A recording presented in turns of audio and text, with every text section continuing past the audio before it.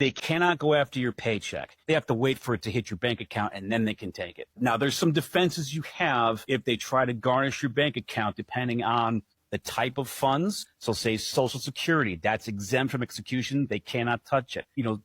Certain retirement monies, pension, etc. They can't touch that either. If it's a marital account and only one of the spouses was on the credit card account, that's off limits because it's held by the entireties. But if you have money in there and you don't have any of these defenses, yeah, they can go in and they can take all but $300 out of your account, which can be pretty scary when you wake up one morning and not only do you not have access to your money, but your account now reads negative 5,000 or so. Okay, so this creator is a lawyer. And based on his website, he's been a lawyer for about 20 years, and yet he's 100% wrong. But no hate, because for all I know, he's 100% correct. He's talking about what a creditor can do if they sue you and get a judgment in state court. And that's controlled by state law, and every state has different laws. See, he practices in Pennsylvania and New Jersey state courts. And there's no wage garnishment in Pennsylvania, so yeah, the creditor would need to wait until the check hits your bank account. But I'm licensed to represent people in state court cases in California and New York. I work with student loan borrowers nationwide, but if there's a lawsuit involved, then I'm limited to those two states, for now at least. And in those two states, the laws are very different. In California, a judgment creditor for a consumer debt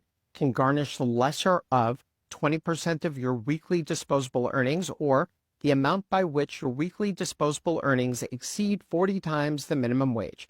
And disposable earnings are wages after mandatory deductions like taxes and Social Security. In New York, the rules are different as well. For most civil judgments, the maximum that can be garnished is the lesser of 10% of your gross weekly income, or 25% of your disposable weekly income after taxes and required deductions. And beyond that, in New York, a garnishment can't leave you with less than 30 times the minimum wage per week. Both states also allow judgment creditors to take money from your bank account too. Let me know if you want me to talk about that in another video. The upshot is this.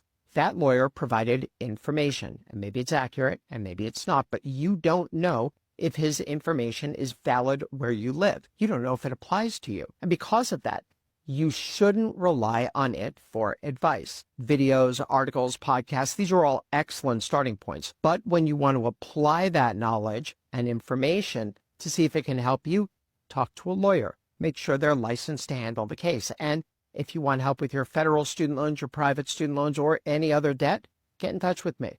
If I can't handle the case, I probably know somebody who can. And of course, as always, you know where to find me.